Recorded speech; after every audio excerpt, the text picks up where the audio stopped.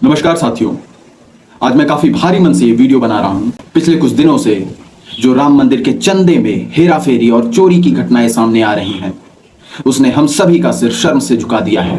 दोस्तों, ये चोरी सिर्फ पैसे की चोरी नहीं है, बल्कि यह करोड़ों सनातनी भाई बहनों की आस्था, उनके विश्वास और उनकी गाढ़ी कमाई के समर्पण की है। जब समाज में इस प्रकार की घटनाएं घटित होती हैं, तो इसका सबसे गहरा असर हमारी आने वाली पीढ़ियों पर पड़ता है। युवा सोचने पर मजबूर हो जाते हैं कि वो जिस धर्म को, जिस संस्कृति को इतना प्रेम करते हैं, क्या वहां भी कुछ लोग लालच के वश में आकर कुछ ऐसा कर सकते हैं। इस तरह की घटनाओं से समाज में विश्वास टूटने लगता है और लोगों का पवित्र संस्थाओं से भरोसा उठ जाता है। दोस्तों, जब आस्था के केंद्र में ही ईमानदारी नहीं बचेगी, तो समाज को सही दिशा कौन देगा। दोस्तों, एक शिक्षित युवा होने के नाते मैं सोशल मीडिया के माध्यम से दो बातें साफ तौर पर कहना चाहता हूं। पहली, कि मर्यादा पुरुषोत्तम श्री राम का नाम ही मर्यादा शब्द से जुड़ा है। उनके काम में अमर्यादित ढंग से आचरण करने वाले, चाहे वे कितने भी बड़े रसूखदार क्यों न हो, उन्हें बख्शा नहीं जाना चाहिए।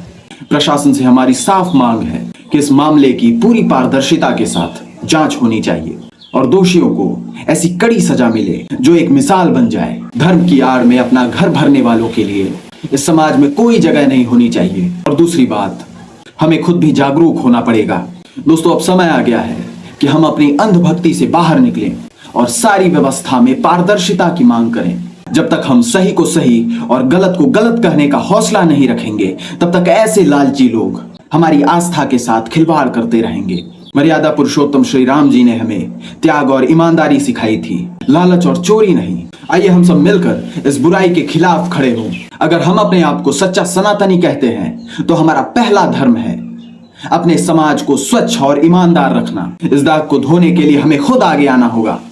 दोस्तों, जैसा कि आप जानते हैं कि हमारा एक YouTube चैनल है जिस पर मैं UPSC, UPPCS, SSC, railway, banking या फिर किसी भी गवर्नमेंट एग्जाम की तैयारी करने वाले विद्यार्थियों के लिए इसी प्रकार की देश विदेश में घटने वाली क्रिटिकल घटनाओं के बारे में एक्सप्लेनर बनाता हूँ, उनके कॉन्सेप्ट्स क्लियर करता हूँ, जिससे विद्यार्थियों की तैयारी नेक्स्ट लेवल पर चली जाती है और बूस्ट अप हो जाती है। इसी प्रकार से मैं इस मुद्दे पर भी जो तमाम तरीके के प्रश्न इन परीक्षाओं में पूछे जा सकते हैं, जैसे कि राम मंदिर का इतिहास क्या रहा है। आपने सुना होगा श्री राम जन्मभूमि तीर्थ क्षेत्र ट्रस्ट।